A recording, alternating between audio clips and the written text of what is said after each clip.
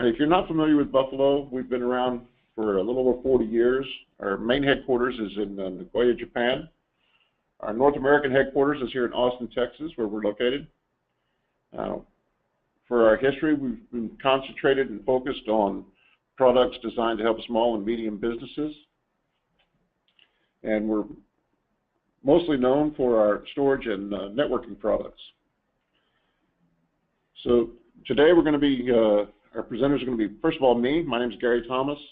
I'm the senior support guy here at Buffalo. I've been dealing with storage for a little over 10 years now in various capacities. Also joining us is Kurt from NovaStor. Kurt, are you on the line? I am. How are you doing, Gary? All right, Kurt, I'm not going to attempt to pronounce your last name, but no problem. I'll let you introduce yourself. Alrighty. Actually, to make it a little easier, it's Kurt Yordaset. I'm in a similar capacity to you. I work with NovaStor. I've been here for a number of years, helping out our small business and even some of our larger business customers, being able to get their backup solutions in place and, using best practices and configured properly, because, you've got to make sure that whatever you have has redundancies, and obviously, as you know, with the Buffalo devices and the way that they link, that having multiple points to restore from is super important. And then with everything that's hitting the business world these days, it's more important than ever. Yes. All right, so here's a quick table of contents, kind of what we're going to run through. And before we get real started, I want to go ahead and run a little poll here real quick. And just to kind of see where we're at.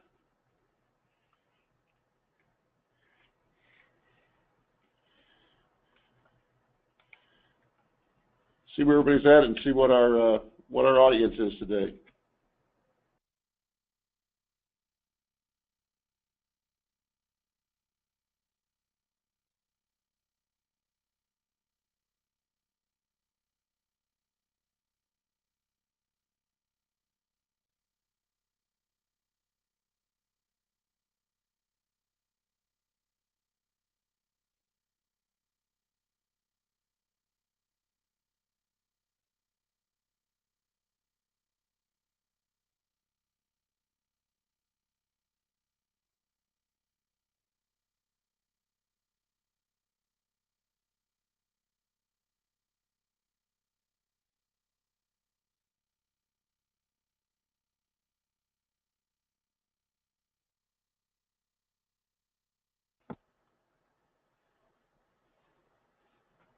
All right, I think that's everybody's voted. I think it's going to. Oh, hang on. Still got a couple people chiming in. Wait a few more seconds here.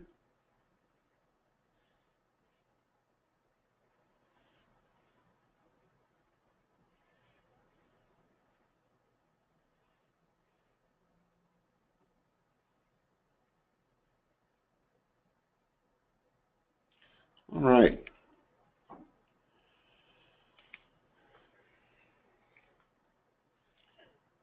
All right, we're going to take a look at the poll results. So what I'm looking at here, looks like over half of you say that you do have on-site and off-site backups. Maybe about a third only have on-site backups. And a few people have said they don't have a backup strategy currently in place. So I think that's something that we may want to pay attention to.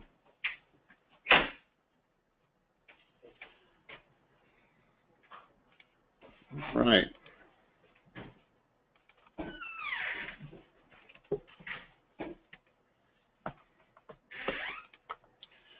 Okay, let's go ahead and carry on now.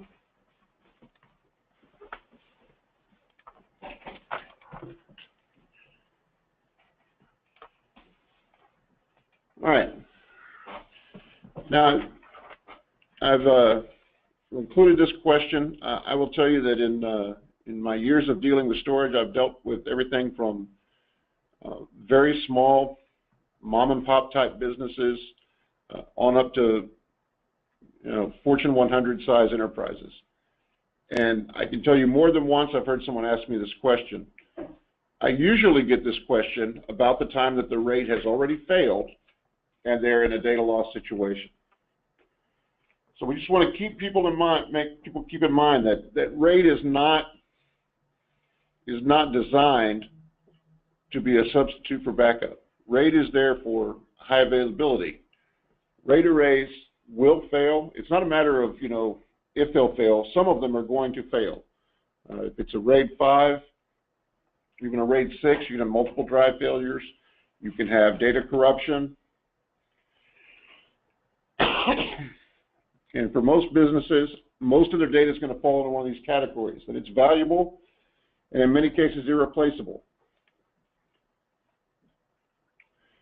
Usually you can get involved with a data recovery service. They'll probably be able to get your data back from a failed RAID, but the cost of that, in some cases, can be prohibitive, and it's typically always going to be higher maybe than the cost of even a second NAS to use as a backup.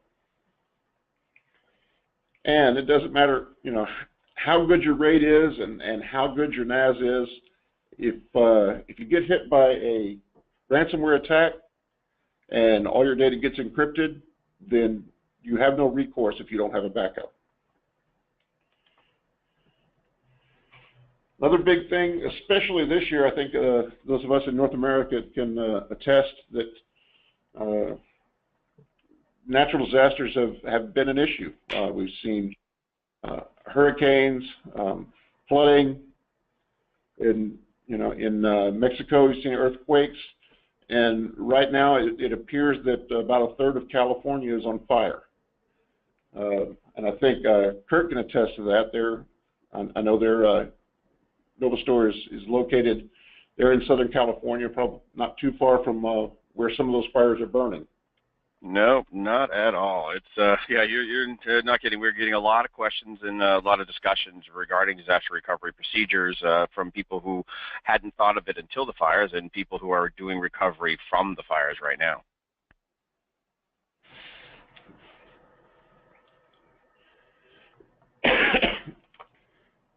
All right, and just real quick, yes, we've got our rep from NovaStor on the line with us. Just wanted to point out that all of our TeraStations do include licenses for Nova Backup. We include 1 server license and 10 workstation license with every TeraStation. And with that, I'm going to turn things over here to Kurt for a few minutes and let him expound on what NovaStor can do for us. Perfect. Thank you, Gary. Yeah, what we do essentially, top to bottom, we try to provide a solution that covers all of the different aspects of your infrastructure. As it says, it's very flexible, very easy to work with, and gives you all the coverage kind of under one roof, so to speak. Whether it be your physical machines for BMRs and so on, and actual backups of the data that is stored there, to virtual machine snapshots, and being able to do granular recovery from within those snapshots, so that you don't necessarily have to restore an entire VM in the case of only needing a few files or a few items out of it, which is also really important. We have that same option for the SQL and Exchange. So if you need to do mailbox level restores or even a table level, something on a SQL database, rather than replacing the entire item or mounting the entire database, you can grab only the component you need, which helps speed up quite a bit. Obviously, we keep things with no limitations. We don't say, well, you're only allowed to store X amount. We use whatever storage devices you want to use. We support multiple different kinds. Anything from, we've got people using tape devices, RDX, some are even using different cloud providers in order to connect to and store. And a number of people have actually used the Buffalo devices, as I'm sure Gary's going to talk about later, the way that they're utilized in sync and so on. But they are tremendous for being able to back up to and keep a offsite or on-site storage location.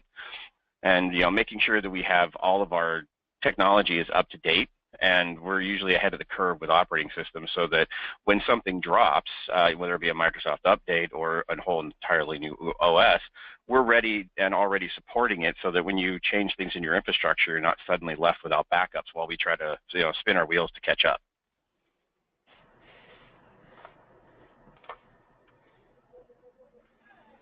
And this is good questions here. Is like, what do you really need to back up? the important things are, of course, your day-to-day changes, what's happening in your databases, what files are being worked on every day, especially with AP. AP is moving, and it's, you know, the blood of the company, obviously, with all of the money that's coming in and out. One day loss on that can, you know, be catastrophic even. And with this day and age having CryptoLocker and so on and so forth, when it attacks your data, you want to be able to recover to the most recent as of the infection point. So making sure that you have the proper plan in place ahead of time is really, really key. And that's one of the things that we actually do over here is not only do we provide the software, but we also help to get it implemented and kind of go through best practices and sort of guide you on providing a, you know, good, solid backup solution to make sure that you're going to be successful in case of any restore needs. You know, we have different levels of security, obviously, to being able to encrypt your data so that if it was ever compromised or found, there wouldn't be anything that someone would get out of it. So it protects your company's stability, and you don't have to worry about any you know, bank account information, things like that.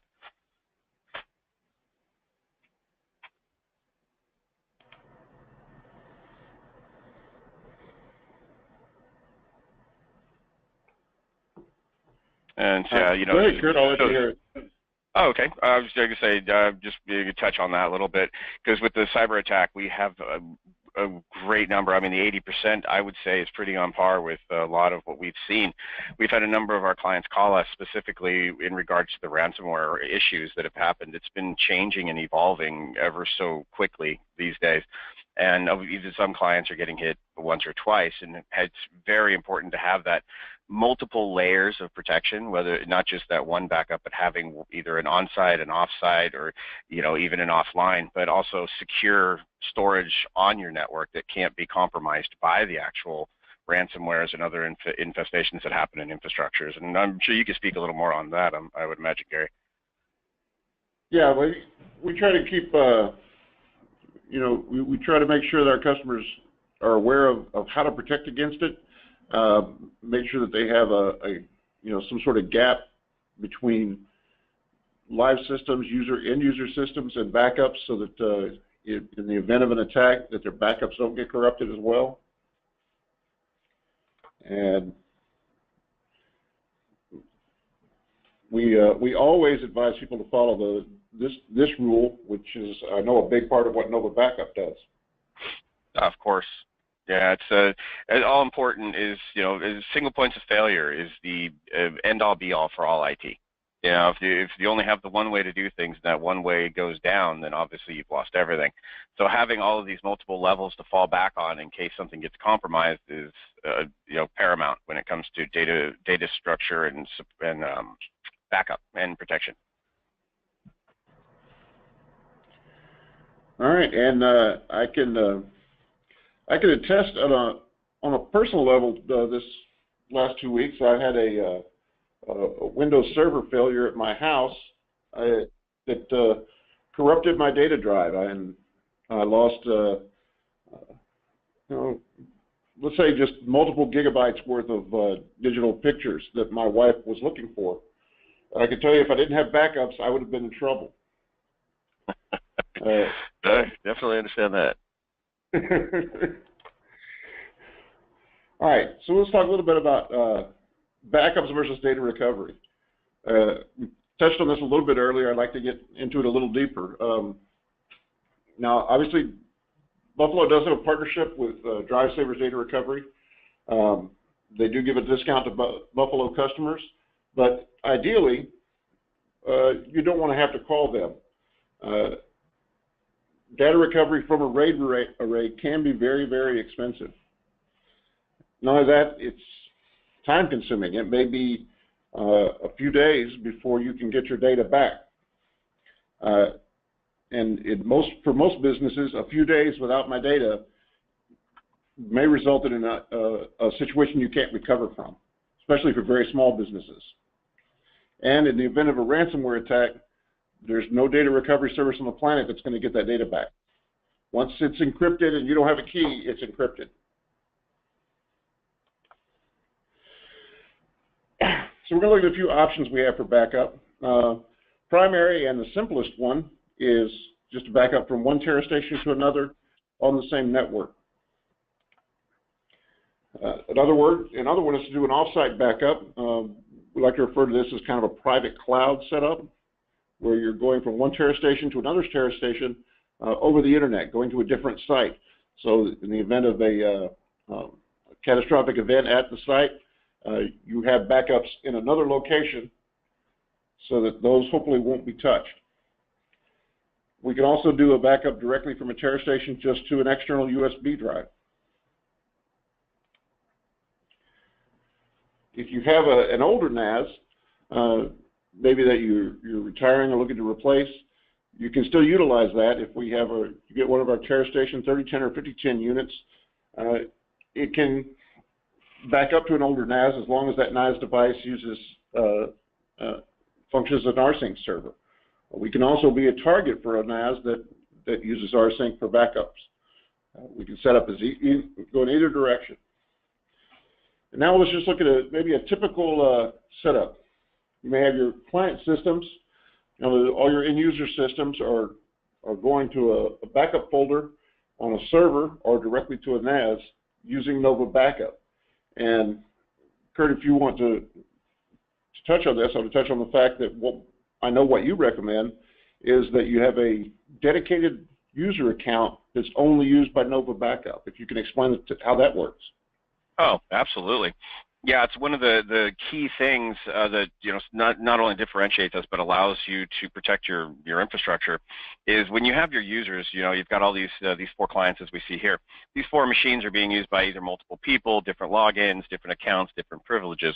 Now, we wouldn't necessarily want everyone to have access to your storage location. We want that to be as secure as possible. So, establishing an account on your network that is purely used as a service account, if you will, that is only used for access to this particular share.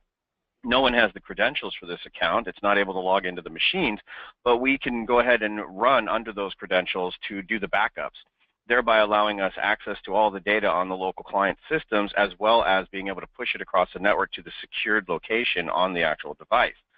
By doing that, when there is any kind of a crypto locker that could hit, and a lot of times the way they spread is they attach themselves to any open shares or any shares that are available to the user accounts that are on those machines. By using a specific account that is not allowed the same access as the users and it's not able to be logged into, and that one storage location only lets that one user in, you're protecting against your backups from being hit by the crypto locker, which, unfortunately in a lot of situations, the open share that goes to your storage location can easily be hit by things such as that. So by putting in that initial account and protecting against anything that happens on your infrastructure is, one of the #1 things you want to have set up first.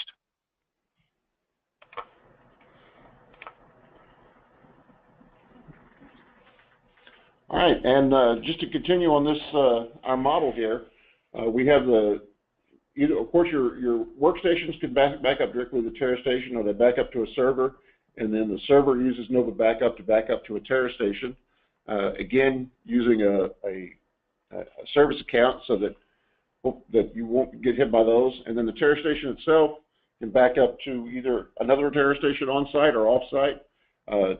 To some third-party cloud provider, the TeraStation can synchronize and send data either to Amazon S3 or to Dropbox. So if you want to use one of those cloud providers, you can send that data there and keep it there also, or just directly to a USB drive right there on site. Again, we do recommend that you have some sort of offsite backup. Yeah, absolutely. For the offsites, you definitely want to have that extra protection because, what happens if the building burns down? As we're talking fires here, it's all important to have that offsite location that it's stored.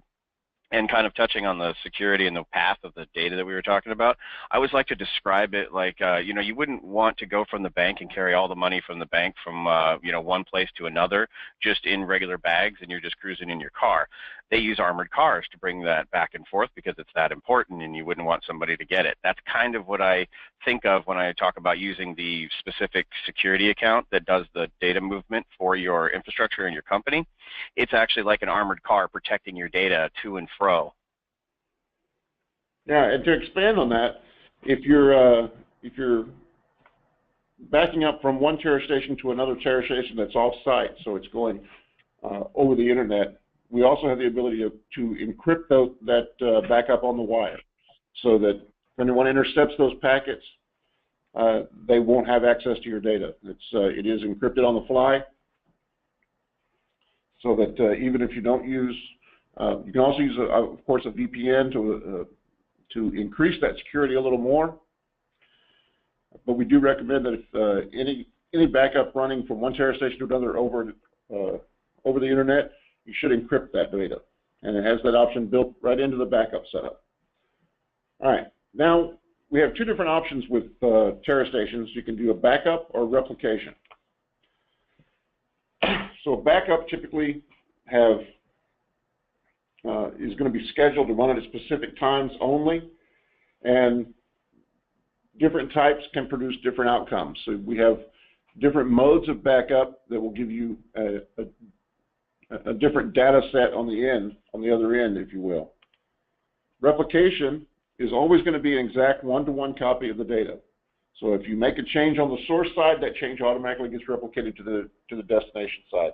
If a file gets deleted at the source, it's deleted on the target side as well.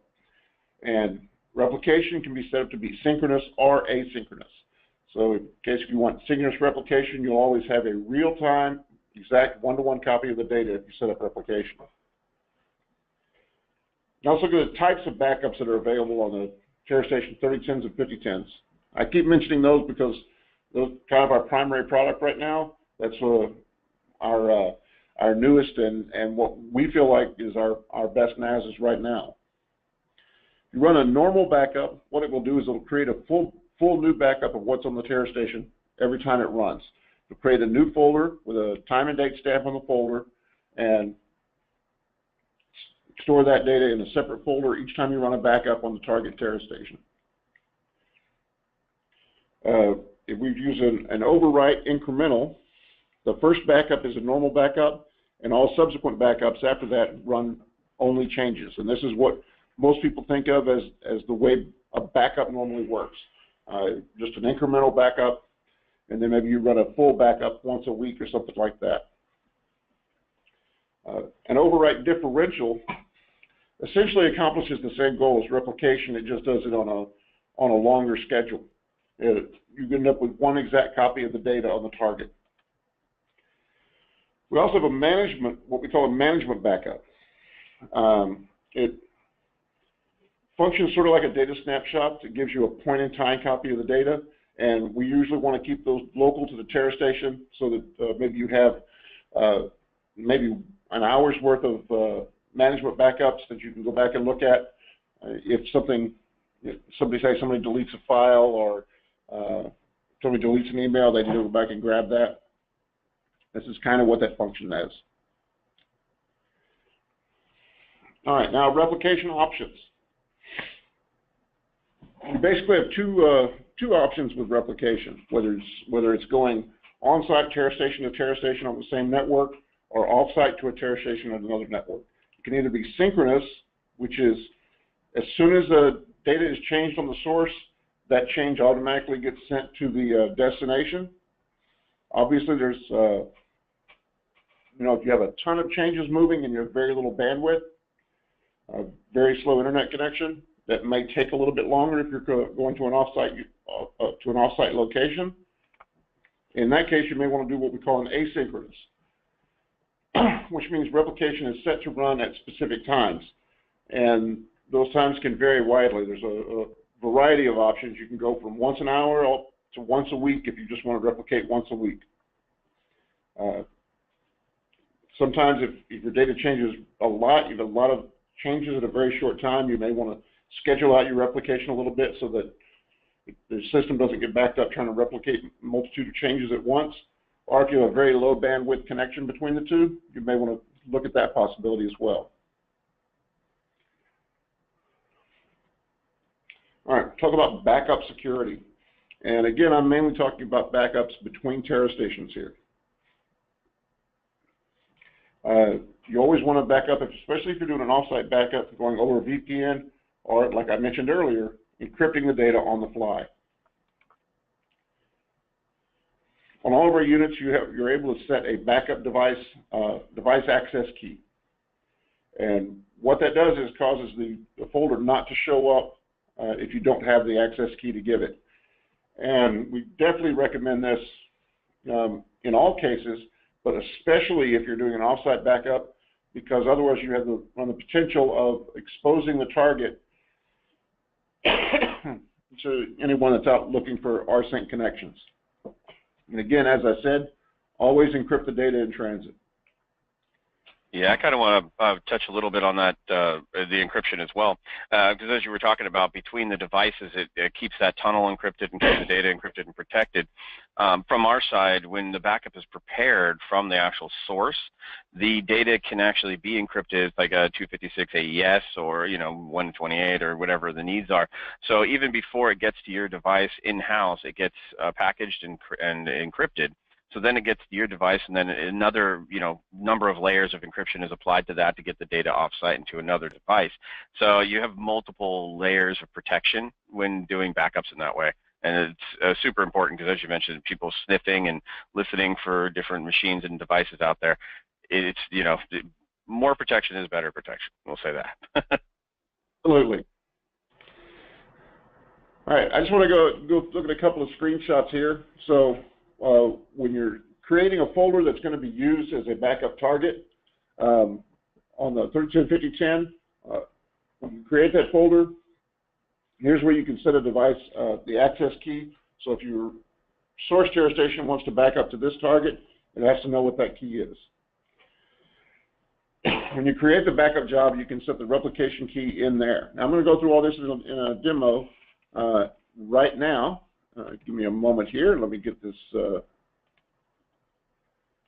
get the demo going.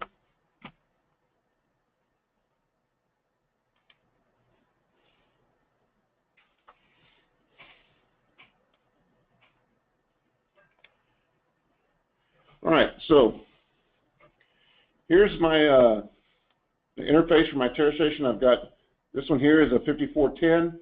I'm going to be using that as my source. I'm going to use an older TeraStation, a model 5400, as the target. And I'll look real quick at the folder setup of the target because I want to get my target set up before I try to start setting up my source. I'm going to use this folder here, which I've conveniently called the target for my demo. And here I can see that if I'm going to edit these so that I can see the where those options sit on this model.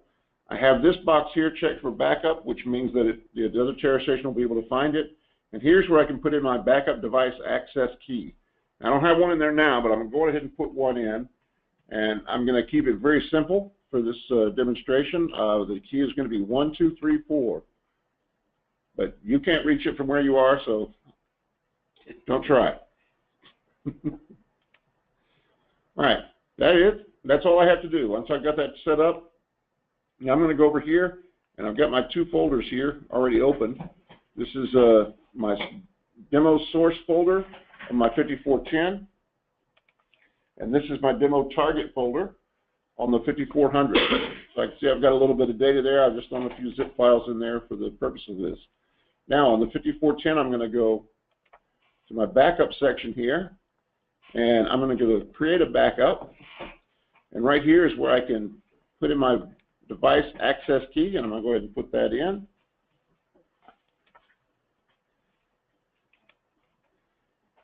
I'm going to add a job, and I'm just going to call this job demo.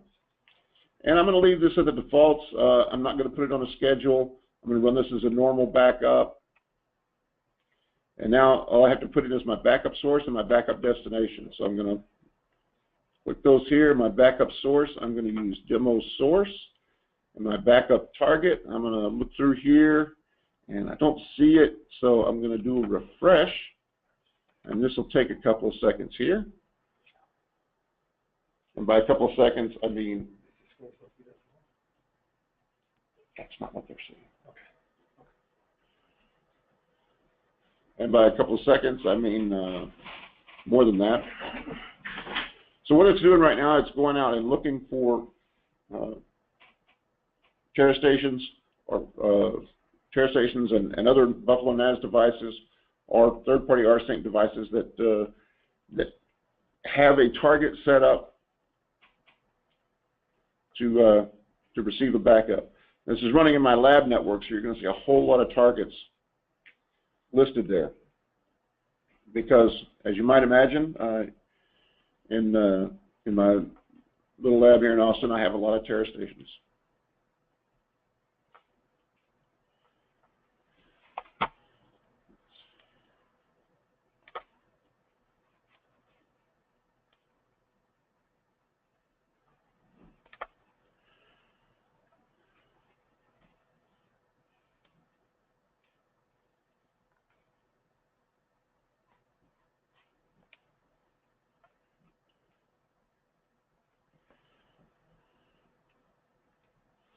Well,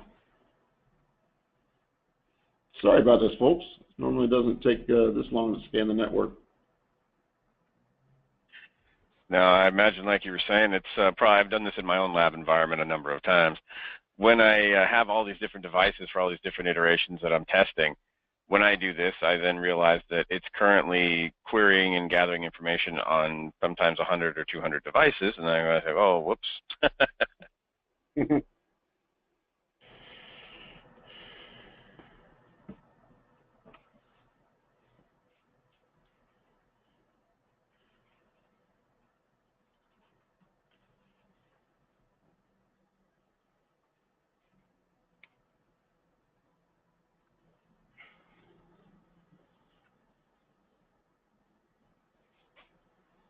Well, I'm going to see if I can't kill that operation.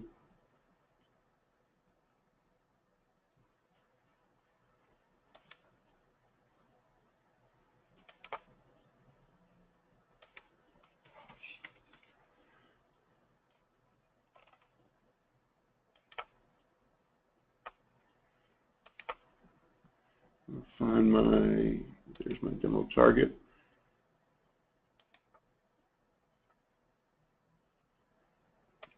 Okay.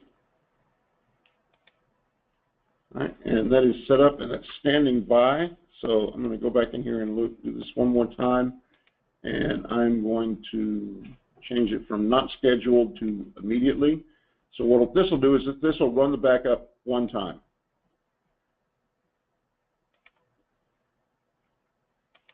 I'll go back in here and it says it's waiting for a scheduled job. That should get started any moment now.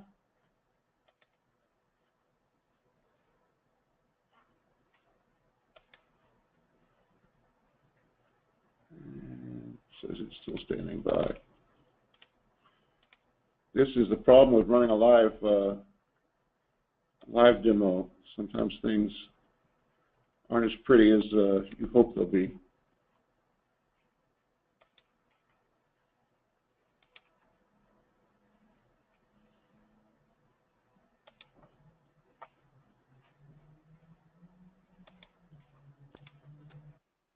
All right, there we go. So we can see this is my dated folder. Remember I did a normal backup. I said that those would get put in a timestamp folder. This is dated. This is 2017, ran it on 12/14, December 14th at 15:35. I look in there, there's my folder, and those are my files. So that's what I can expect from running a normal backup. All right.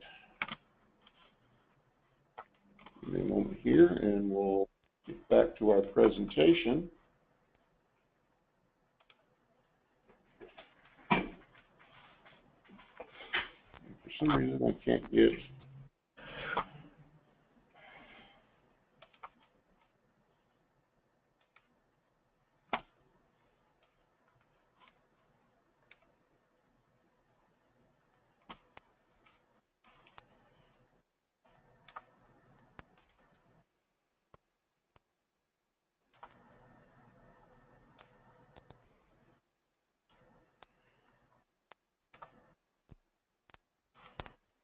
All right.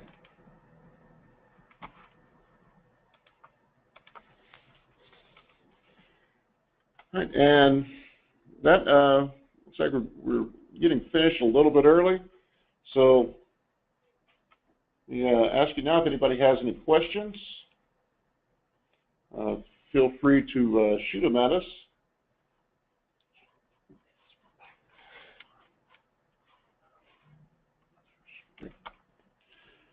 All right.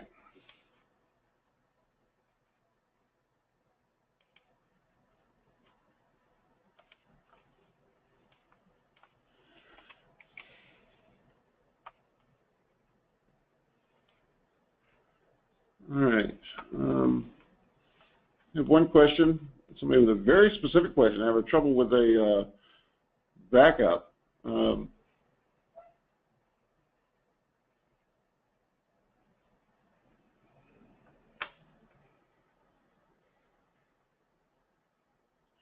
So, John, rather than try to cover that question here in this forum, I'm going to recommend you get in contact with our tech support group. They'll be able to pull a full system log on that unit and hopefully give you a better idea, an exact idea of what's going on there. All right, we have another question. So when entering the access key into TeraStation, does that encrypt the replication between them? No, it does not. That option is in replication setup, one of the options, and I can pull that back up here just a moment. A moment here, and we can pull that back up and take a look at it here.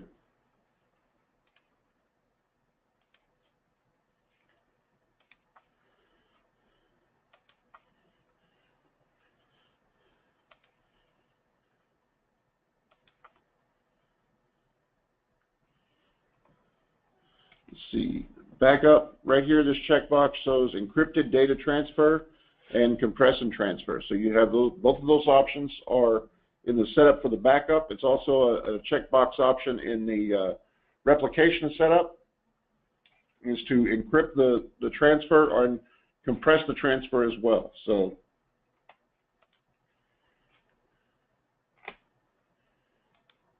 that's where that setup is.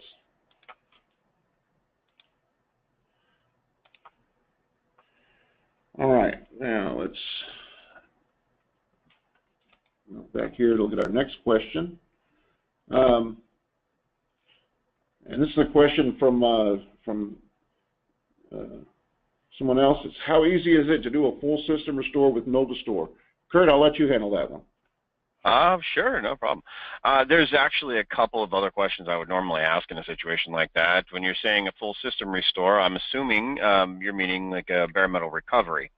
And if we're doing a bare metal recovery in case, complete hard drive failure, or somebody spills coffee on the machine, or it gets stolen, or fire damage, whatever. It's actually quite simple. It's simply going to be booting off of a boot media, whether it be a USB or you can use a CD. To boot off of that, once you're booted off of that, you aim at the backup that you have, and it will do a full restore of that system image to the new drive or new machine. And it doesn't have to be the same hardware either. It actually allows for dissimilar hardware, because just because machine A is what you lost doesn't mean machine A is what you get to replace it with. So we accommodate for that by allowing it to use different drivers and be able to see different hardware configurations and restore back to it. So it's actually a very useful feature. As far as a combination, I say, is the best approach. Doing that as well as a day-to-day backup of your individual files, I think is the most protection you can get, because then you've got the image to repair your machine in case of a disaster, but you also have your raw data that you can bring back up to the minute without utilizing so much drive space by making so many image copies. All right, thanks, Kurt. Not a problem. All right, another question we've got says, does it replicate open files? For instance, a PST file that's attached to Outlook. TeraStation will replicate an open file. I'd like to mention real quick that Microsoft says you should never keep a PST file on a network share. If you have, especially if you have multiple users keeping PST files on network share, it can really soak up bandwidth on your network. But there are some other things going on there too that Microsoft generally requires, that specifically just talking about PST files, that they not be kept on a network share. They recommend that all PST files be kept locally. But to answer the question, yes, we can replicate open files. All right.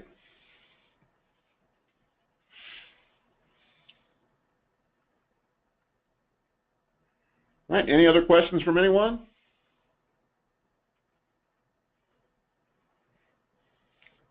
If not, we'll go ahead and wrap this up. You see the contact information there on the screen. If you have any questions, just contact Buffalo Sales. We can answer that. If you have more technical questions for our sales folks, so we can get technical resource involved on the phone call as well. All right, and at some point in the next few days, we'll contact between the attendees of today's webinar and yesterday's webinar. We are going to give away one TeraStation 3210. So we'll determine that winner between those two webinars, and we'll contact the winner directly and let them know when they can expect it. All right, if nobody has any other questions, we'll go ahead and wrap this up. And I want to thank everyone for attending, and keep an eye out. We'll be planning some more webinars in the future, and try to answer folks' questions and get information out there that I know our customers need to know.